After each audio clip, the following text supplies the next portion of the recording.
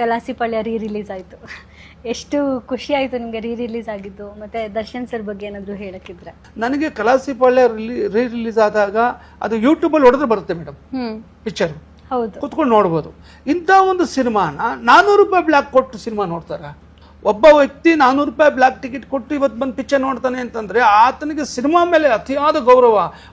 ಇನ್ನೊಂದು ದರ್ಶನ್ ಅವರಿಂದ ಇನ್ನೆಷ್ಟು ಪ್ರೀತಿ ಇರ್ಬೋದು ಅವ್ರಿಗೆ. ಆ ಒಂದು ಇದಕ್ಕೆ ಎಷ್ಟು ಬೆಲೆ ಕೊಡ್ತಾರೆ. ಬೆಳಿಗ್ಗೆ 6 ಗಂಟೆ ಶೋ 4 ದಿನದ ಮುಂಚೆನೇ ಫುಲ್ ಆಗಿತ್ತು. ಅದು ಕೇಳಿ ನನಗೆ ತುಂಬ ಖುಷಿ ಆಯಿತು. ಜನನೇ ಬರೋಲ್ಲ, ಅವ್ರು ಬರೋಲ್ಲ, ಇವ್ರು ಬರೋಲ್ಲ ಅನ್ನೋ ಟೈಮಲ್ಲಿ ಆ ಲೆವೆಲ್ಗೆ ಮುತ್ತಿಗೆ ಹಾಕಿ, ಆಮೇಲೆ ಫ್ಯಾಮಿಲಿ ಲೇಡೀಸು, ಹೆಣ್ಮಕ್ಳು, ಯೂತ್ಸ್ ಬಂದು ಆ ಸಿನಿಮಾಗೆ ಅಷ್ಟು ರೆಸ್ಪೆಕ್ಟ್ ಮಾಡಿ ಗೌರವ ಕೊಟ್ಟಿದ್ದು ನನಗಂತೂ ತುಂಬ ಅತಿಯಾದ ಖುಷಿ ಆಯಿತು ಮೇಡಮ್. ಈ ಟೈಮಲ್ಲಿ ದರ್ಶನ್ ಸರ್ ಇರಬೇಕಿತ್ತು ಅಂತ ನಿಮ್ಗೆ ಅನಿಸ್ತಾ ಸರ್? ಮಿಸ್ ಮಾಡ್ಕೊಂಡ್ರಾ ನೀವು?